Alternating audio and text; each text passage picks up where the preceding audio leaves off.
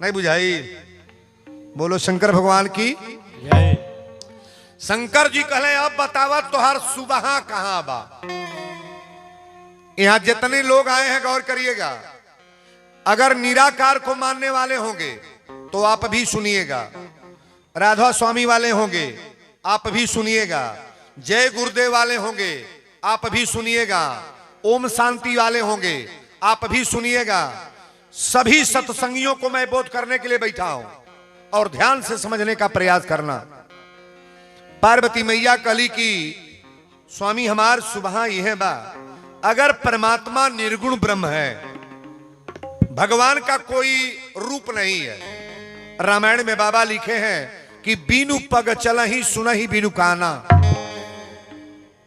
बिना भगवान का पैर नहीं है, कान नहीं है, मुंह नहीं है और सब कुछ कर रहे हैं।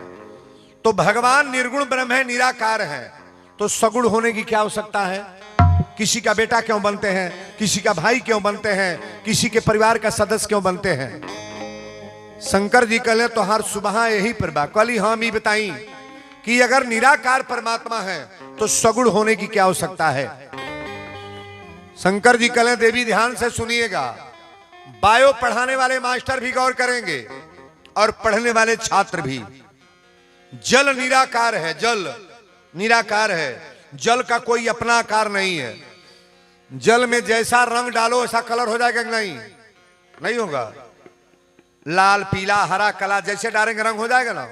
जल का कोई अपना आकार नहीं है, जल का कोई अपना, जल निराकार है और कटोरी साकार है। साकार कटोरी में जल को रख दें, साकार कटोरी में जल को रख दें और फ्रिज में रख दें, उस कटोरी में कुछ मिलाना नहीं है, केवल टेम्परेचर देना है। तो टेम्परेचर देने पर जल क्या बनेगा? नहीं बोलोगे? ये भगवान शंकर जी बता रहे हैं कि देवी पार्वती ध्यान से सुनना, निर्गुण ब्रह्म है, निराकार का भाषा मैं बोल रहा हूं। निराकार जल को कटोरी में रख दो और कटोरी में रखने के बाद फ्रिज में रख दें, कुछ मिलाना नहीं है, टेम्परेचर दे दें और टेम्परेचर देने के बाद क्या बन जाएगा? बर्फ। शंकर जी पूछले कि पार्वती ई बतावत जल पकड़ल चाहल जाता पकड़ाई, जल को पकड़ना चाहो तो पकड़ पाओगे और बर्फ को, बर्फ नहीं पकड़ पाओगे, नहीं पकड़ाएगा। शंकर जी ने कहा देवी पार्वती जल को पकड़ा नहीं जा सकता है और बर्फ को पकड़ा जा सकता है। निर्गुण को मानने वाले लोग भगवान का लिखे हैं कि अखियां हरि दर्शन को प्यासी, ये जीवन भर तरसेंगे, लेकिन भगवान का जब तक दर्शन नहीं हुआ इस आंख का तृप्ति होने वाला। अच्छा तो मीठा मीठा कहल जाए तो मुंह मीठ हो जाई, कहो 100 बेर कहो तो मीठा मीठा मीठा मीठा हो गल म्यूट कहले से होई। एमे जब डारल जाई तब न होई, खाए परी न। पानी पानी कहले से प्यास बुझा जाई, पिए परी कि ना? पिए परी। शंकर जी कहले देवी पार्वती अगर भक्ति में पूर्ण व्यक्ति है, चाहता है कि परमात्मा मेरे घरे बेटा बन के आए, मनुष्य शत्रुपा ने तपस्या किया, भगवान को अवतार लेना पड़ा, जिन्होंने मांगा कि बेटा के रूप में, भाई के रूप में, जिस तरह से मांगा परमात्मा आए कि नहीं आए हैं? दर्शन होना बढ़िया है कि न होना बढ़िया है? दर्शन होना बढ़िया है। पार्वती मैया के समझ में आ गई। कली स्वामी आज कथा पर हमार दिल आ गल बा। शंकर जी कहले बोला कथा कहां से बताई? पार्वती मैया कली कथा रौराय आज ही बताई कि दशरथ जी के 3 गो रानी रहली। को गो रहली? 3 गो। लेकिन दशरथ जी कबो पुत्र खातिर चिंता ना कैले रहले। एक बात आपसे बता दी हम, जेकरा परिवार में आज ले औलाद ना भइल बड़े पुत्र, ओकरा घरे पुत्र हुई हैं, लेकिन थोड़ा नियम का पालन करिएगा। मैं जो बोलने जा रहा हूं, जेकरा घरे बेटा ना भइल बा ओकरा घरे बेटा हुई, जेकरा घरे पुरान से पुरान बीमारी बा ई बीमारी दूर हुई, जेकरे लड़का के पढ़ले में नौकरी में मन ना बा उ लड़का एडजस्ट हुई। लेकिन इस कथा को बड़ा बारीकी से सुनिएगा कि वीरेंद्र बाबा कौन पूजा बताने जा रहे हैं। हम मानस की चौपाई बोलेंगे, बनावटी नहीं, केवल रामचरितमानस के प्रसंग को ध्यान दीजिएगा। बोलो शंकर भगवान की जय। शंकर जी कहले देवी यह बात बा सुबेरे सुबेरे दशरथ जी अपना कोनो काम पर चल गए। आ शाम के बेरा अल तो कहीं से बात कौशल्या के कान में आयल है। जेकरा घरे बेटा औलाद नहीं बने के बोले वाला कई लोग भाषा बोल देला। जेकरे बेटी के तन से शरीर से बच्चा ना बना, नैहर में भौजाई कही कि बझनिया आ गई, बाझिन कही। और ससुरा में जाई तो सास ससुर तो कहते बने, लेकिन जो सिंदूर लगा के ले बा वो बझनिया कहेला। अपना हस्बैंड बझनिया कहता है। अच्छा बताइए, लड़की में कमी है कि उसके में कोई जान रहा है? बाझिनी कहने का हिम्मत उसका है, हकदार है। यहां जितने नौजवान खड़े हैं आए हैं, अगर औलाद नहीं है तो अपनी औरत को कभी बोथो मत कि तुम बाझिनी हो। ये दोनों का कहीं लड़के में कमी होता है, किसी लड़की में कमी होता है, लेकिन ऐसा कहकर कि उससे लज्जित क्यों करते हो? बेटा बेटी क्यों बनावेला पेट में? हम रामायण की कथा बोलता नहीं, अलग से नहीं बा। दशरथ जी के चौथापन में पुत्र भइल बड़े। चौथा माने मरे के टाइम। चौथा मरे ही टाइम ना हो, अगर बियाह करे के, बियाह करने का टाइम है, शादी मरने का टाइम है। सांझी के बेरा जब दशरथ जी अले तो कौशल्या रोवत रहली। दशरथ जी कहले, कौशल्य रो क्यों रही हो, बात क्या है? कौशल्या कली, स्वामी आज ले रौरा सही दर्द कहले ना रही है, लेकिन आज रौरा बताई कि हमरा घरे पुत्र लिखल बड़े कि ना। हमारियो घरे एगो बेटा चाहिए कि ना? ना चाहिए। रौरा नहीं रहला के बाद हमरा घर में दीपक के जलाई, हमरा घर में चिराग के जलाई।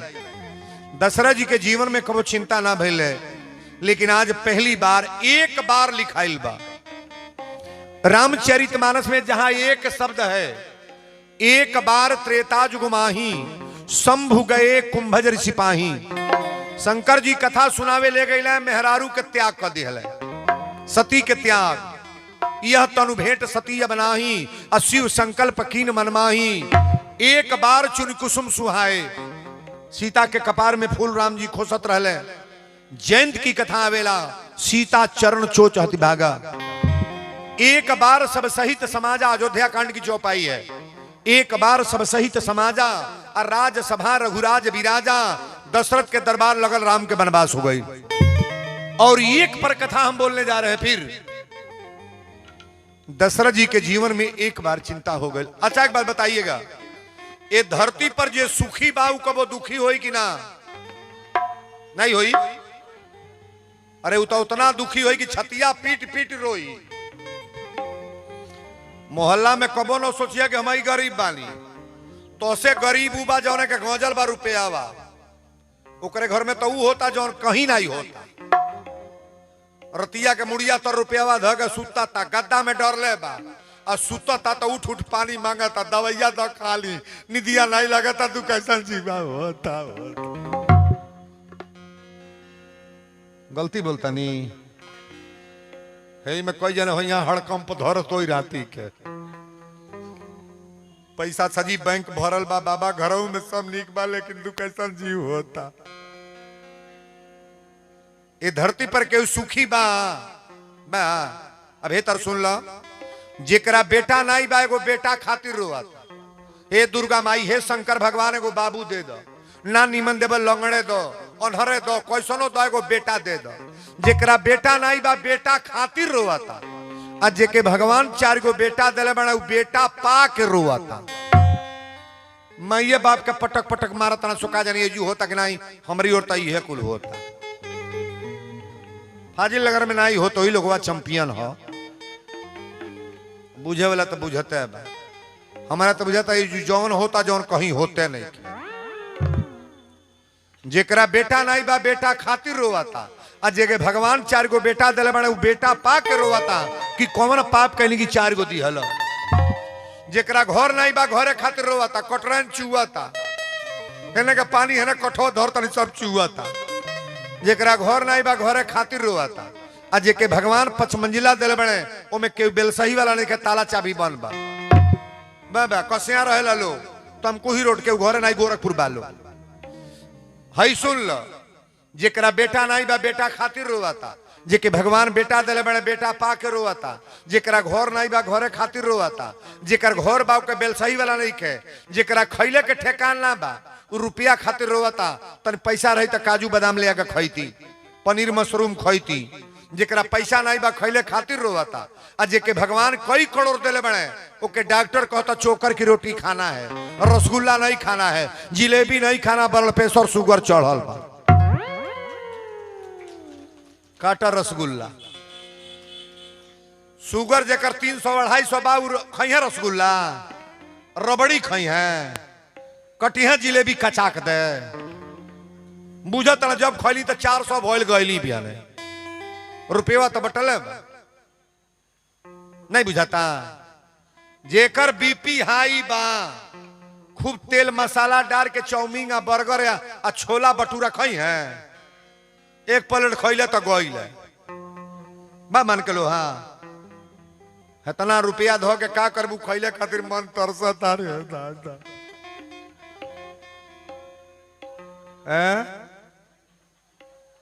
बिना हल्दी के खा, बिना नूने के दाल पिया हो दादा, बिना चीनी के चाह पिया घोटाते ना बा। हमरो भइल नहीं बा, लेकिन बड़ी बड़ाई ले कोई हमरो हो न जा नहीं हुई इतना बोलता नहीं, हमरो ये कुल हुई आ होइयो सकेला। जब निराले मन बढ़ई के खाई जाए तो होई ना, होइबे करी। भगवान न करे यहाँ जितने लोग आए हैं शुगर बीपी और हार्ट का पेशेंटेज कभी ना बने। आप शंकर जी से निवेदन करब कि हे भगवान जितना लोग कथा में आइल बा, अगर देही में बीपी शुगर होगा तो वो हट जा, तन टनटना जालो निमने रहो। बोलो शंकर भगवान की जय। दशरथ जी जब कौशल्या के बात सुन ले तो दशरथ जी रोवे लगले। अब तुलसी बाबा लिखली कि एक बार भूपति मन माही, अभई गलानी मोरे सुतनाही। एक बार भूपति मन माही, भई गलानी मोरे सुतनाही। एक बार भूपति मन माही, एक बार भूपति मन माही, भई गलानी मोरे सुतनाही।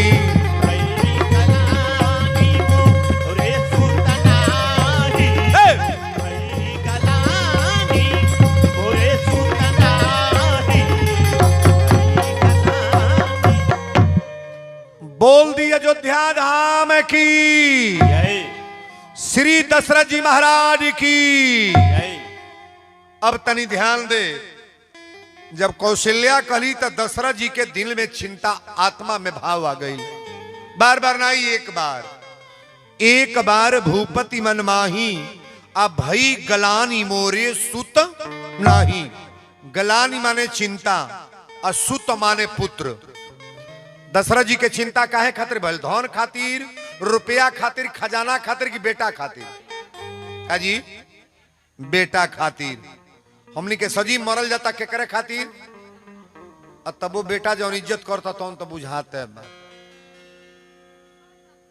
नहीं बुझाता। अरे बुझात नहीं बा, कबो कबो ऐसा होला कि जहर खा के मर जाई।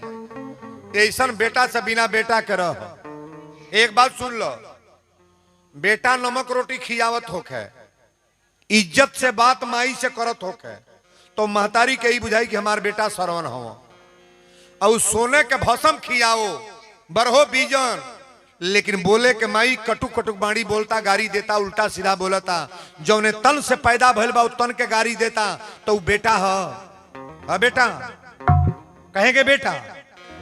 कल हम बतौले रहली ए हल्ला ए बैठो शांति से। कल बताए थे 3 चीज का परित्याग कर देना चाहिए। अगर पिता कुलायक बा तो बेटा को त्याग कर देना चाहिए। ध्यान से सुनना, अगर पिता कुलायक है तो बेटा का त्याग कर देना चाहिए। अगर माता कुलायक है तो पुत्र को त्याग कर देना चाहिए। अगर भाई कुकर्मी है, दुष्ट है, तो भाई को त्याग कर देना चाहिए। ये मैं नहीं बोल रहा हूं, रामचरितमानस उठा करके पढ़ लेना। अच्छा, तो तीनों का त्याग हुआ है कि नहीं? प्रहलाद अपने पिता का त्याग किया है कि नहीं? नहीं बोलोगे? नहीं बोलोगे? दुष्ट व्यक्ति का कभी भी त्याग करने में कोई दोष नहीं है। प्रहलाद ने अपने पिता का हरणाकुश को त्याग कर दिया। भरत अपने माता कैकेयी का त्याग किए हैं कि नहीं? नहीं बोलोगे? भरत ने अपने माता कैकेयी को त्याग कर दिया, जो माई पैदा कैले बा। काहे? को बुद्धि कुलक्षणी बड़ी बड़ी तरह तरह के भाषा बोल रहे, ध्यान से सुनिएगा। औरत अगर इस तरह की है तो औरत को भी त्याग करना चाहिए। दशरथ जी कैकेयी का त्याग किए हैं कि नहीं किए हैं? नहीं किए हैं, नहीं किए हैं। रावण दुष्कर्मी, दुष्ट था, नालायक, चरित्रहीन। रावण का भाई एक साधु है, क्या नाम है? विभीषण ने भाई का त्याग किया है कि नहीं? नहीं बोलोगे? विभीषण ने भाई का त्याग किया, प्रहलाद ने पिता का त्याग किया, दशरथ ने अपनी औरत का त्याग किया। भरत ने अपनी माता का त्याग किया। परिवार में अगर बुरे लोग हों, गंदे लोग हों, जिनके दिमाग में भगवान की थ्योरी प्रैक्टिकल न हो, उन्हें त्याग करने में ही भला है महाराज। बोलो सच्चे दरबार की जय। लेकिन आज दशरथ जी रोवे लगले कि आज हमरा 3-3 गो रानी बाड़ी, हमरा बेटा ना भइले। दशरथ जी कहले कि आज गुरु के दरबार में चलब। एक बार भूपति मनमाही, अब भई गलानी मोरे सुतनाही। गुरु गृह गयऊ तुरत महिपाला, अचरण लागी करो विनय विशाला। गुरु वशिष्ठ के लिए गुरु को अक्षर में लिखाइल बा, गुरु 2 अक्षर में। व्याकरण पढ़ने वाले लोग गौर करेंगे और पढ़ाने वाले लोग भी गौर करेंगे। गु माने अंधकार और रू माने प्रकाश। गुरु वही के कहल जाला कि चेला अगर अन्हारे परल बा तो के प्रकाश में ले आवा। दशरथ जी गुरु के दरबार में गईले और तुलसी बाबा लिखले, गुरु गृह गया वो तुरत मही पाला।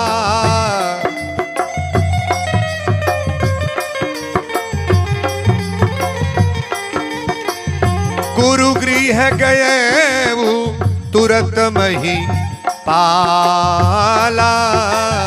चरण लागी करो विनय विशाला। राम जय राम, जय राम, जय जय राम राम राम। जय राम, जय राम, जय जय राम। सुख दुख सुख सब गुरु ही सुनायऊ।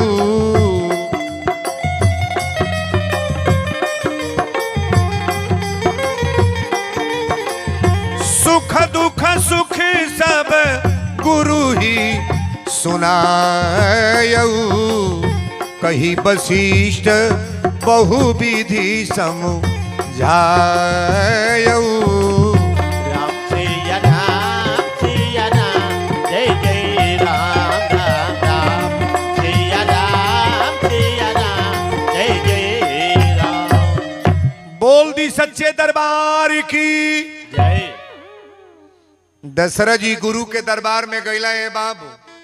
अब गुरु वशिष्ठ के गुड़वा पर टप दे मुड़िया पटक के रोवे लगले। वशिष्ठ जी कहली, राजन आप बड़ा चिंतित बानी, रोवत कहे बानी, कारण का है? दशरथ जी कहले, सरकार आज रउरा से हमारे एक निवेदन बा। आज ले तो रउरा से ना कहले रही है, लेकिन ई बताई हमरा औलाद लिखल बा कि ना? पुत्र लिखल बाड़े कि ना? वशिष्ठ जी कहले, आज ले पुत्र के बात तो बतौली नहीं। अरे रे आज के पहले बतौले रहती तो पुत्र तो कहीं नहीं हो लेते। देखिए, परमात्मा से जो मांगने में नहीं मिलता है, बिना मांगे मिल जाता है। हम जितने लोग हैं मांगते हैं। 1 किलो लड्डुओ चढ़ाए तो मांगो, हई लड्डू यही खातिर चढ़ावता नहीं कि बेटा का नौकरी लाग जा, हई कराही यही खातिर चढ़ावता नहीं कि बेटी के बियाह हो जा, हई गड़ी के गोला यही खातिर फोड़ता नहीं कि हमरा बाबू के नौकरी लाग जा। ये खतर ना होला हो बा फिरी पूजा के करता।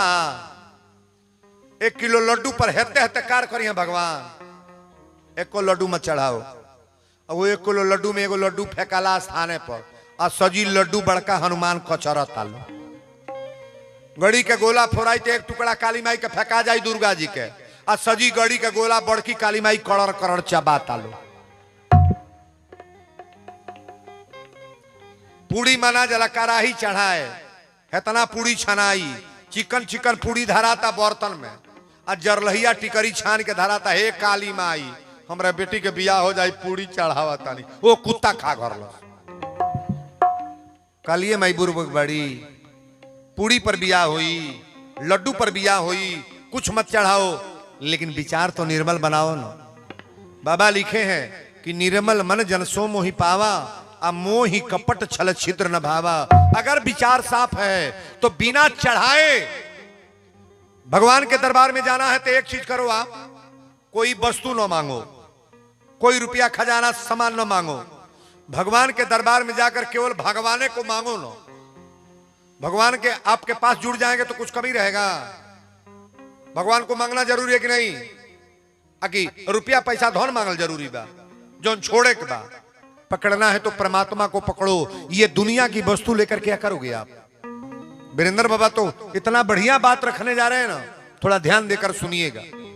बोलो सच्चे दरबार की जय। गुरु वशिष्ठ जी कहले राजा नौरा बोली कहल का चाहता नहीं, तब दशरथ जी रो के कहले आरे गुरु है गोसैया रहुआ, अरे परिले हम पैया रहुआ जनते बानी,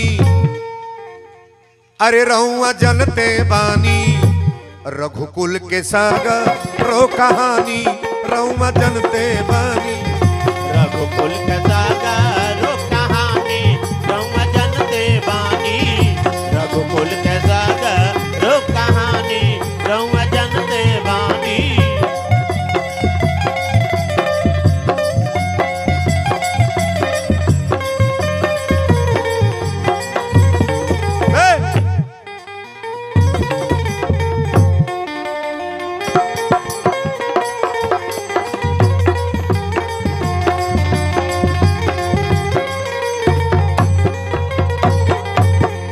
घरवा में भरल बाणे सोनवा से चानी, घरवा में भरल बाने सोनवा से चानी, घर ही में बाड़ी हमरा तीन तीन गोरानी, घर ही में बाड़ी हमरा तीन तीन गोरानी।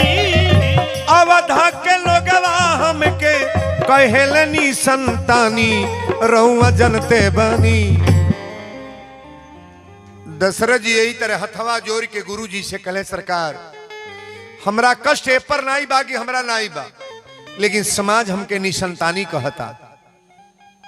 दशरथ जी को पुत्र मांगे गए को जी एगो, आ गुरु जी को अंगुरी उठावल है को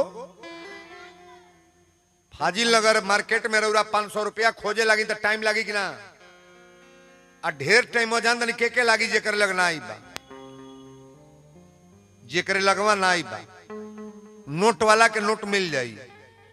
इतने पर साधु के कोनो गवाही देवे के केहू को बोलावे तो केहू गवाही देवे जाई, आ कोनो चोरे के गवाह जो है बताओ, कोनो संत आदमी के विचार वाला आदमी के सपोर्टर जो हल केहू मिली। आप कोनो पियकड़े के संगतिया जुटाओ बताओ, इन नहरिया पर फोन कर दिया 20 बोतल धैले बानी, 10 को के बोलाई 100 गो आ जाई है। सो गलती नहीं होता। गंदे लोगों का सपोर्टर ज्यादा है बाबू।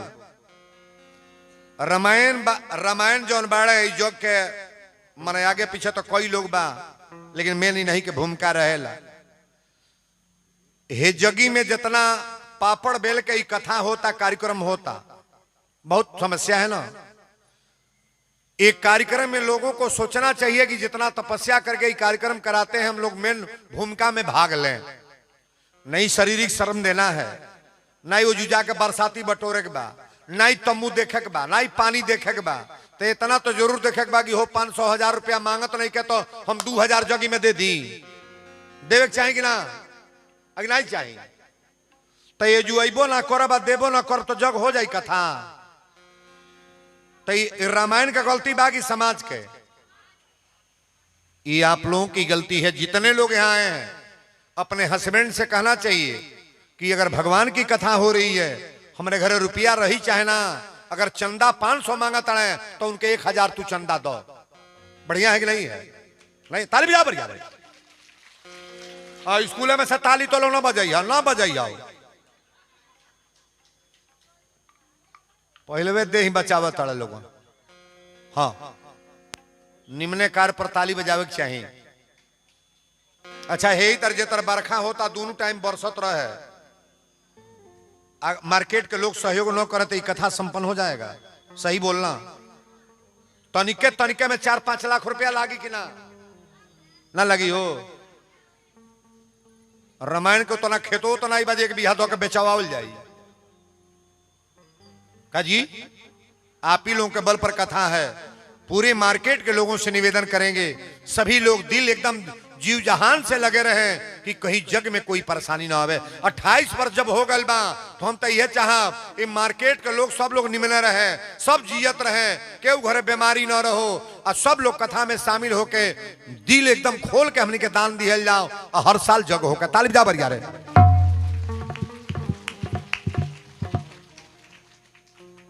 ई कथा के वीरेंद्र बाबा के भूमिका ना हो, हम तो कबो जोड़ले के प्रयास कर। असो हमारे जो कथा रहल नहीं है, असो प्रवचन हमार नहीं रहल, वो कोनो बड़का विद्वान कोनो लेडीज के लिखावल रहल, तो लगली अब नीचे ऊपर होके है ई तरह, कबो आगे पीछे तो बगली 20 गो मालिक हो गया, प्रोग्राम खत्म।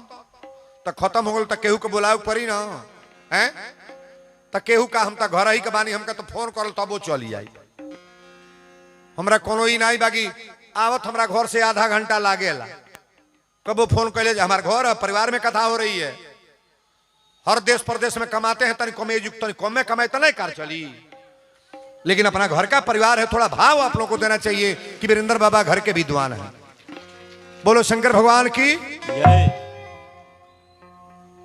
निवेदन के साथ हम कहेंगे, दशरथ जी जब रोवे लगले तो गुरु वशिष्ठ जी को अंगुरी उठौले, धरहु धीर होई हनि सुत चारी। को होई है 4 गो, लेकिन के करी बोल पर रामायणो जो ठनले बड़ा कथा बा लोगवा के जुटा के तो अपने बोल पर नहीं करावेले। इनहू के ऊपरा केहू बा, और उनहू के ऊपरा केहू बा, उनहू के ऊपरा केहू बा, अब पूरे मार्केट के ऊपरा केहू यही तरह खड़ा बा। अच्छा बिहाने से सांझ ले पानी गिरे तो को दुकानी पर बिकाई, तन बोला हो साफ बुनी न पड़े तो मार्केट बढ़िया चली कि बिगड़ जाई। नहीं बोलो देहतवा के लोगवा एको कुछ की नहीं आई, वही तरह लेकर माछी मारन। मनावे के चाहिए कि हे भगवान गड़गड़ा के बरसबो कर, बरखो जरूरी बा, सब जरूरी बा, और उसमें आप लोगों का भी सहयोग जरूरी है। बिना सहयोग का तो कार्यक्रम होगा नहीं। बोलो सच्चे दरबार की जय। वशिष्ठ जी कहले कि धरहु धीर होई हन सुतचारी, आ त्रिभुवन विदित भगत भवहारी। तो कहले सरकार पुत्र होई है कैसे, तो यह जग वाली बात बोले जाता नहीं हम जौन कथा होता। श्रृंगी ऋषि वशिष्ठ बुलावा, पुत्र काम शुभ यज्ञ करा आवा। राम सिया राम जय जय राम, राम सिया राम जय जय राम। भक्ति सहित मुनि आहुत दी, इन्हें प्रगटे अग्नि चारु कर तबली। इन्हें राम सिया राम जय जय राम, राम सिया राम बोल दी यज्ञ भगवान की। जय। श्रृंगी ऋषि वशिष्ठ बुलावा, अब पुत्र काम शुभ यज्ञ करावा। और कथा होता तन ईमानदारी से बोलो। फाजिल नगर में एक आदमी के कह दिया जाए तौते कथा तू अकेले करा दो, तो कथा करा दी है। सही बोलो। भर मुहे माटी ले ली है, कतनो रुपया वाला होके अजी अकेले कथा जग कैले बा ओकर नाश होला। अकेले कभी नहीं कराना चाहिए, सार्वजनिक चीज है। सनातन धर्म को मानने वाले लोग गौर करेंगे। रामचरितमानस में जे जे अकेले जगी कोई ओकर नाश। रावण नाथ किया एक जागा, रावण अकेले जगी कैलस पूरा खानदान स्वाहा। प्रजापति राजा दक्ष अकेले जग कैले पूरा खानदान स्वाहा। यज्ञ सार्वजनिक होता है कि अकेले होता है? सार्वजनिक होता है। ऐसा कभी न सोचना कि फला व्यक्ति का जग है, अगुआ बाणा जो घोटी तो बढ़ी लगाई हैं करी हैं, ऐसा कभी नहीं सोचना चाहिए। हम लोग को दिल जान एकदम लगा करके तैयार होना चाहिए कि जो कमी होगा हम लोग तैयार हैं। मार्केट के लोग बोलो शंकर भगवान की।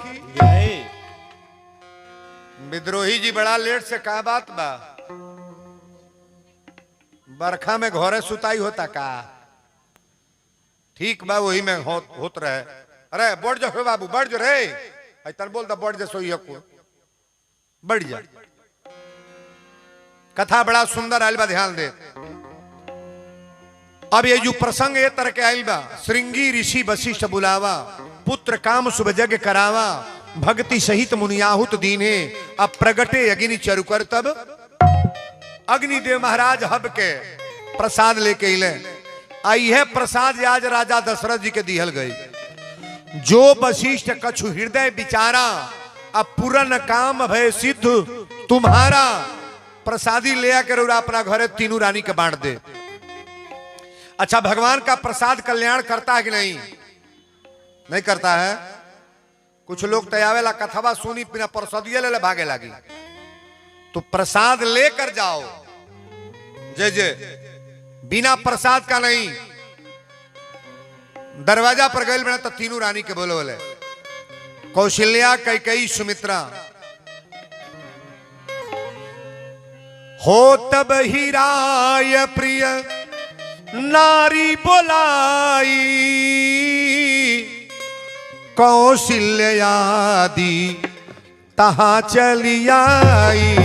राम सिया राम सिया राम, जय जय राम राम राम, सिया राम जय जय राम। अर्ध भाग कौशल्या दीन्हा,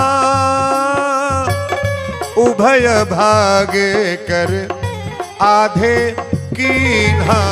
राम सिया राम, जय जय राम राम राम, सिया राम जय जय राम। बोल दी यज्ञ भगवान की।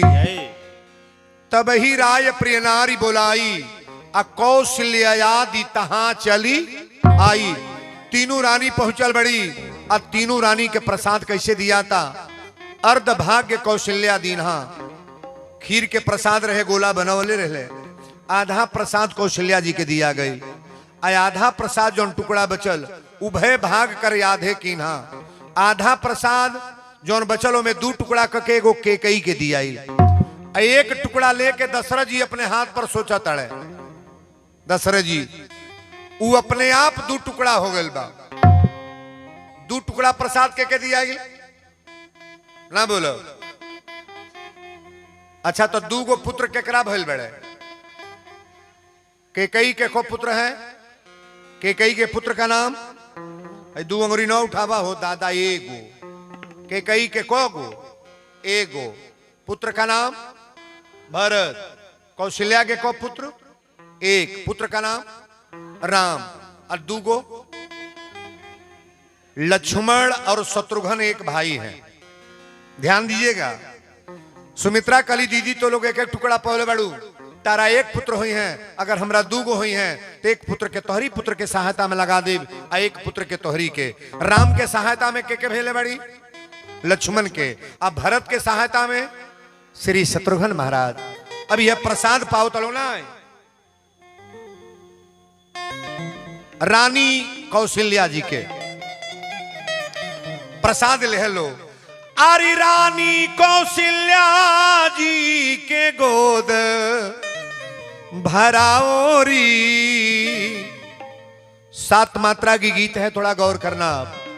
अरे गोद भराओरी आओरी सुहागन सखी मंगल गाओरी आओरी सुहागन सखी मंगल गावोरी गावोरी सुहागन सखी रानी कैकेयी जी के गोद भराओरी।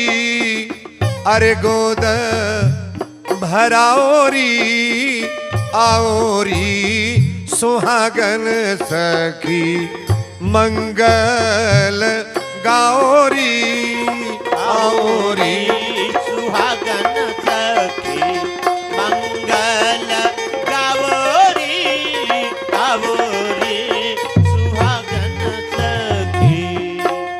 रानी सुमित्रा जी के गोद भराओरी। अरे गोद भराओरी आओरी सुहागन सखी मंगल गाओरी आओरी सुहागन सखी मंगल गावोरी गावोरी सुहागन सखी मंगल गावोरी गावोरी सुहागन सखी। रानी सुमित्रा जी के गोद भराओरी गोद भराओरी आओरी सुहागन सखी मंगल गावोरी गावोरी सुहागन सखी मंगल गावोरी गावोरी सुहागन सखी। बोल दी अयोध्या धाम की। जय। अब देखी कथा एजू बदलता। तीनों रानी प्रसाद पौली तब भइल का जा दिन ते प्रभु गर्भ आए आ तीनों लोक सुख संपत छाए। नवमी तिथि मधुमास पुनीता।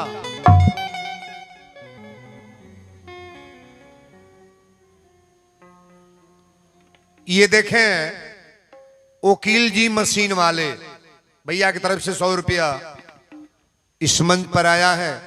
हनुमान जी कृपा करी परिवार में मंगल हो।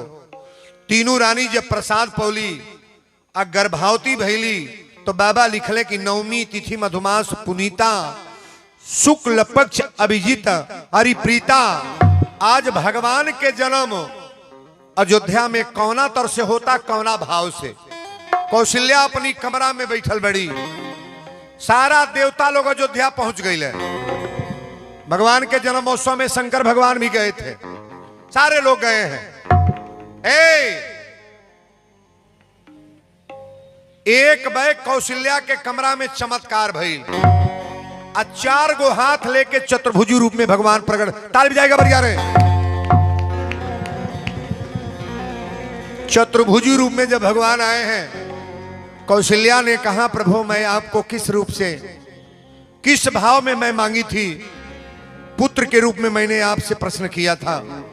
भगवान कहले तक का करी, तक कहली कीजिए शिशु लीला। शिशु माने बालक बन के कोरा में आई। कहले लइको बने परी। कहली हाँ पहले तो 2 हाथ कम करी, लइको बनब तब। 4 हाथ वाला लइका नहीं ठीक, लोग कही लइकवे राक्षस बा। तो भगवान 2 हाथ कम कैले आ लइका बन के कोरा में अले। तो कौशल्या से बरबर बरबर बतियावे लगल। कौशल्या कहली हो बाउर बा, लइका पैदा होला तो रोवेला चिल्ला चिल्ला, पहले चिल्ला चिल्ला रोई। राम जी कहले रोहू को परी। कहली जब बेटा बन के तो रो ना। तो सुनी बचन सुजाना रोदन ठाना। भगवान रोने लगे। आज जब रुवाई की आवाज आई तब दासी राजा दशरथ जी के लग दौड़ल बा, महाराज बधाई हो। दशरथ जी कले कहा, दासी ने कहा महाराज महारानी कौशल्या के महल में एक पुत्र का जन्म हुआ है। दशरथ जी जब पुत्र के नाम सुन ले तो बाप हो बाप क्या कहें हम।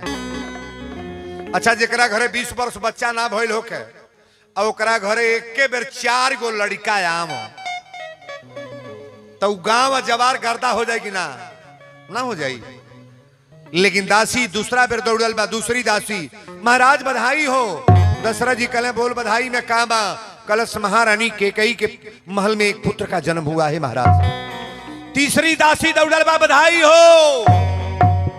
दशरथ जी कले तोर बधाई कहा बा, अत महारानी सुमित्रा के महल में 2 पुत्रों का जन्म हुआ है।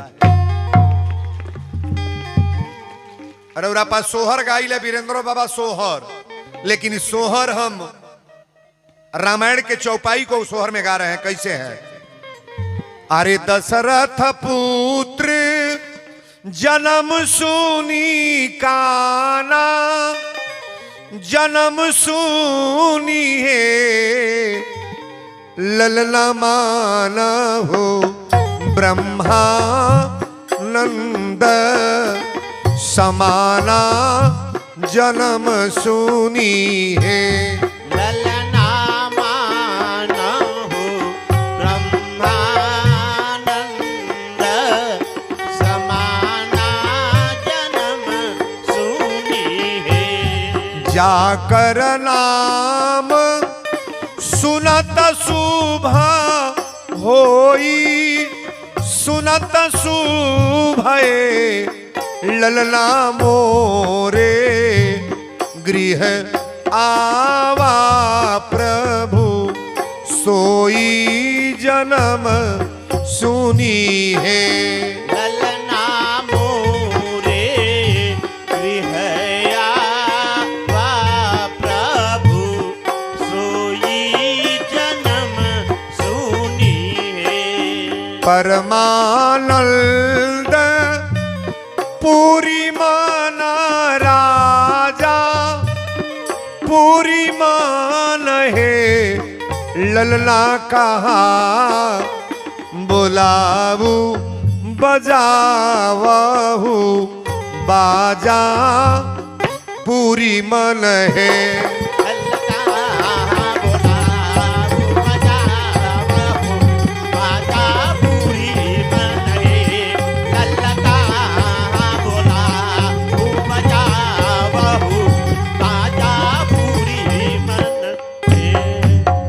बोल दिया अयोध्या धाम की। दशरथ पुत्र जन्म सुनिकाना, मानहु ब्रह्मानंद समाना, जाकर नाम सुनत शुभ होई, मोरे गृह आवा प्रभु सोई। परमानंद पूरी मन राजा, आ कहा बुलाऊ बजावहु बाजा। कलेगी अंवरिया पवरिया जवार के लोग के बोलावा दुआरे पर नचावो, आ जितना बाजा गाजा वाला बड़ा दरवाजा पर गर्दा गर्दा मचा दो।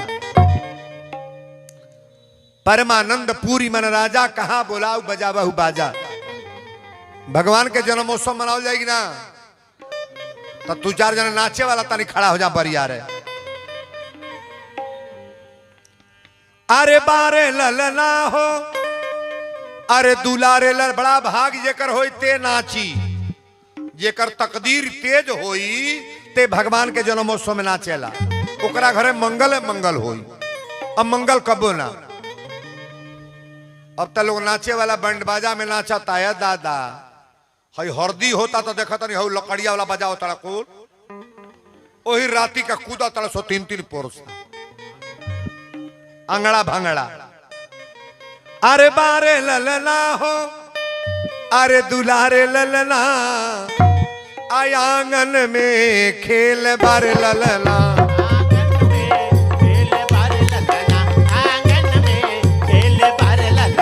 अंगना में खेल बारे ललना, अंगना में खेल बारे ललना। नाचा बरिया रे। खेल बारे ललना, अंगना में खेल बारे ललना। अंगना में आगे आजा। ललना, अंगना में खेल बारे ललना। बधाई हो।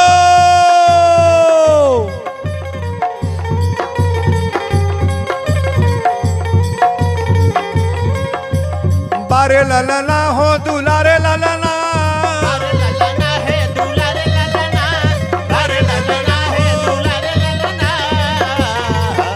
बधाई हो।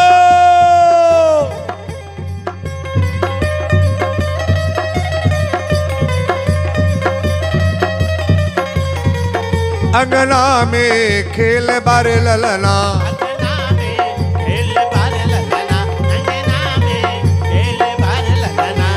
धगरिनी बोलावा नार कटन के, बोलावा नार कटन के, बोलावा नार कटन के।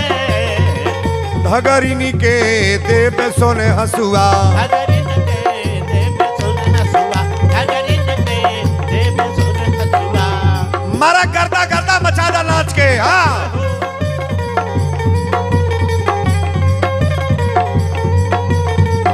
अरे ननद के बोलावा सौरी लिपे के, बोलावा सौरी लिपे के, ननद के बोलावा सौरी लिपे के।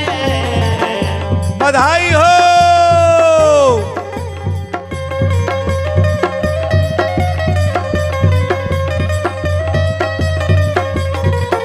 अरे ननद के बोलावा सौरी लिपे के, बोलावा सौरी लिपे के, ननद के बोलावा सौरी लिपे के। ननदो के देव जोड़ा कंगना, ननदो के देव जोड़ा कंगना, ननदो के देव जोड़ा कंगना। ब्राह्मण बोलावा वेदा पढ़े के, पंडित बोलावा वेदा पढ़े के, ब्राह्मण बोलावा वेदा पढ़े के। बधाई हो।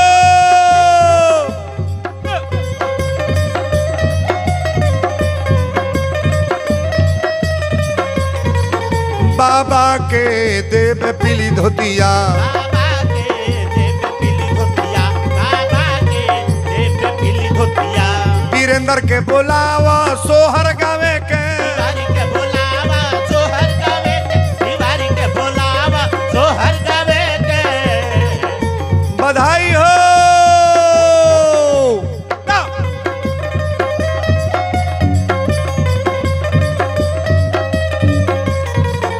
तिवारी के बोलावा सोहर गावे के, तिवारी के बोलावा सोहर गावे के, तिवारी के बोलावा सोहर गावे के। बाबा के देव पीली धोतिया,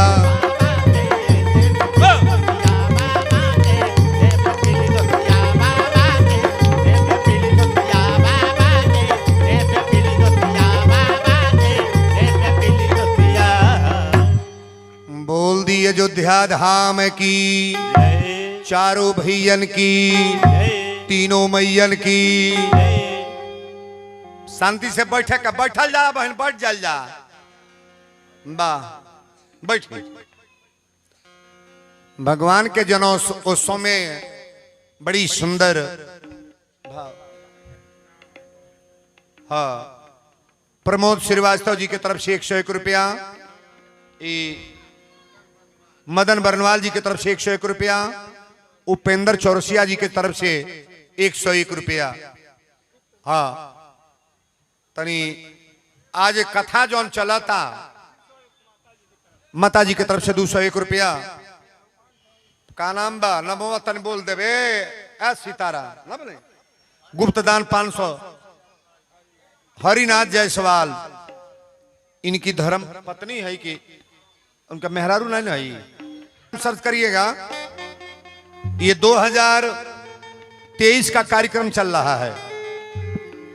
अरे जन्म लिए हैं रघुरैया, अवध में बाजे बधैया।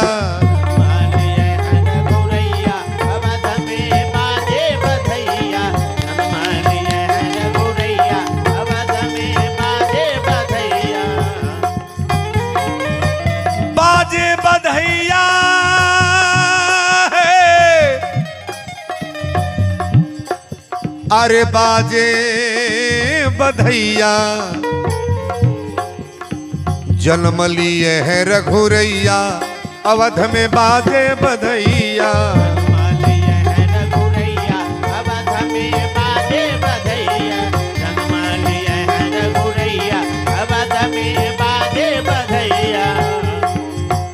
अरे माता कौशल्या गहना लुटावे, कौशल्या गहना लुटावे, माता कौशल्या गहना लुटावे।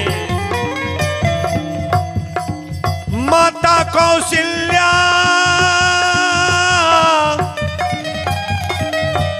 अरे गहना लुटावे, अरे गहनवा लुटावे।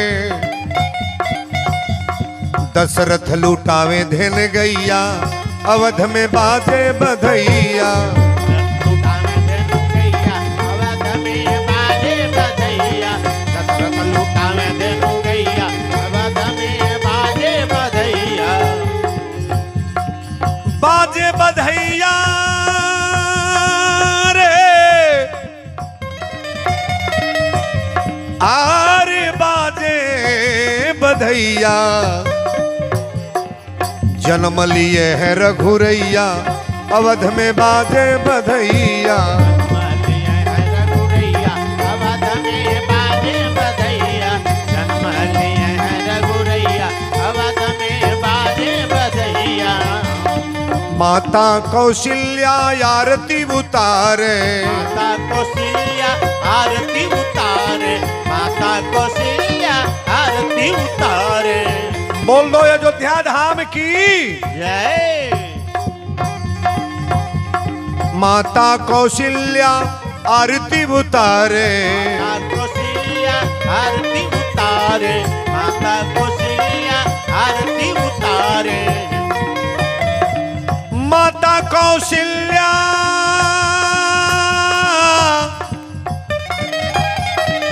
आरती उतारे, अरे आरतिया उतारे।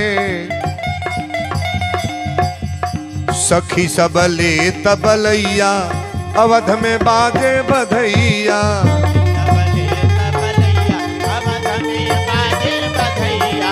सखी तबले तबलैया, अवध में बाजे बधैया। सखी तबले तबलैया, अवध में बाजे बधैया।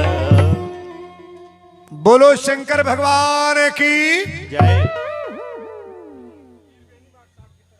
त्रिवेणी मास्टर साहब 201 रुपया। बड़हन नोट नाइन एक आध गो बोला सकेला। एगो मोदी जी नोट निकल का जानी का हो गल नोट आवे उ के लाल नोटवा रहे, ओकर पते नहीं बा का जानी फाजिल नगर में चलता कि वो बंद हो गए। सरकारे बंद कर दिया। इतना बड़ा पंडाल आज हमारा सामने बा। वीरेंद्र बाबा कहियो कहले तो नहीं हो, लेकिन इतनी पर कहो 500 के नोट एक जानी केहू जाने बोलवा सकिले, एक जानी बाकी के लगे भगवान के जन्मोत्सव में एगो नोट आ जा। 500 के एक नोट ई खपड़ा में पड़ जाता नहीं, एगो शुभ मना ले जा। आ जाइए, आ जाइए। अरे बड़ी बारीकी के साथ हम ही कहली हाँ।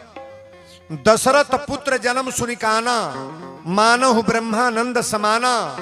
जाकर नाम सुनत शुभ होई, आ मोरे गृह आवा प्रभु सोई। परमानंद पूरी मन राजा, आ कहा बुलाऊ बजावहु बाजा। अच्छा, राम जी के जन्म भइल बा तो दशरथ जी राम जी के बेटा कहले बड़ा कि भगवान। तनी बोलेंगे आप? दशरथ जी राम जी को पुत्र कहे हैं कि परमात्मा? नहीं बोलोगे? पुत्र नहीं खे कहले। जाकर नाम सुनत शुभ होई, मोरे गृह आवा प्रभु सोई। परमात्मा कि भय प्रगट कृपाला। रुका हो बाबू, तनी निकालिए ले बेटा।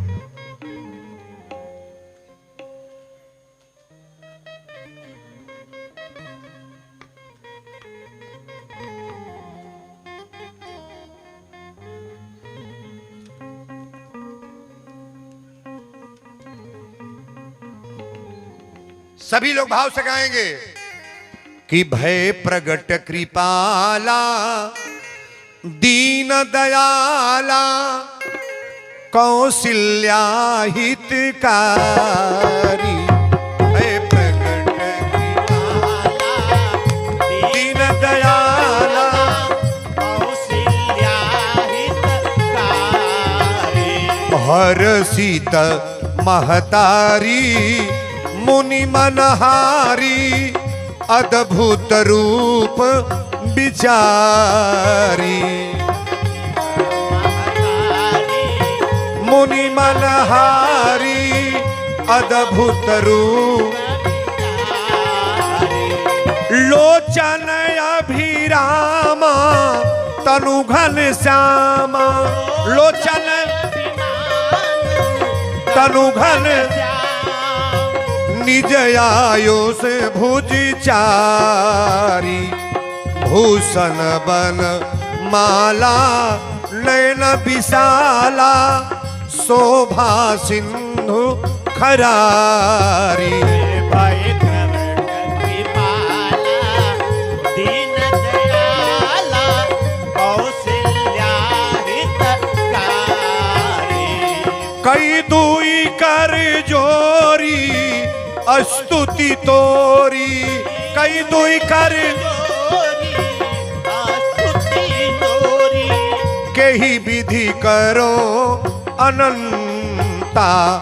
माया गुण ज्ञाना तीतयमाना, वेद पुराण भनंता। भय प्रगट कृपाला दीन दयाला कौशल्या हितकारी। भय प्रगट कृपाला दीन दयाला कौशल्या हितकारी।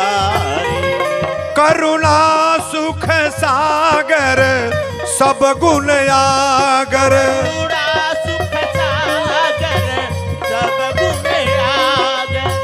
जही गावे सुती सलता, सो मम हित लागी जन अनुरागी। भयउ प्रगट श्री कलता, भय प्रगट कृपाला दीन दयाला कौशल्या हितकारी। ब्रह्मांड निकाया निर्मित माया, निर्मित माया।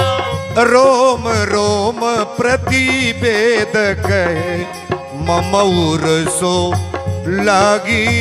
यह उपहासी सुनत थीर मति थीर न रहे। है प्रगट कृपाला दीन दयाला कौशल्या हितकारी। भय प्रगट कृपाला दीन दयाला कौशल्या हितकारी। उपजा जब ज्ञाना प्रभु मुस्काना,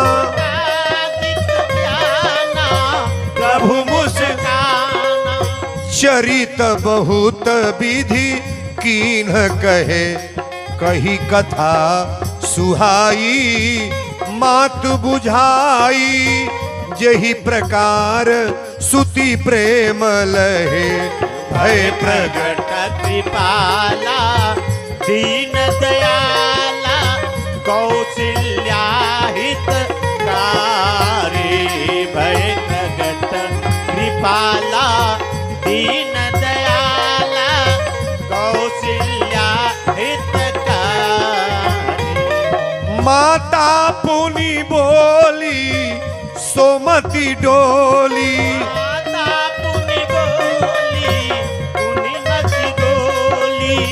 तजहु तात यह रूपा, कीजे शिशु लीला अति प्रियशीला। यह सुख परम अनूपा, है प्रगट कृपाला दीन दयाला कौशल्या हितकारी।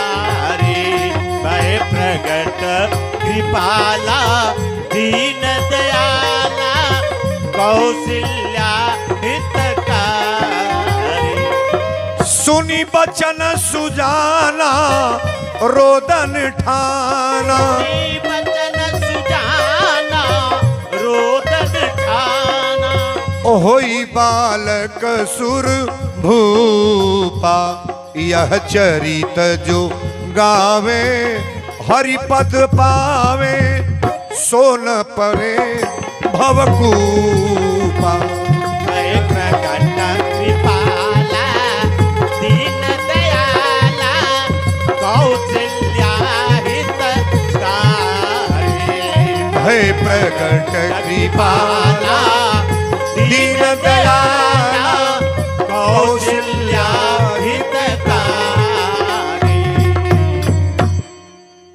विप्रधेनु सुर संत हित, लीन मनुज अवतार, निज इच्छा निर्मित तन, माया गुण गोपाल।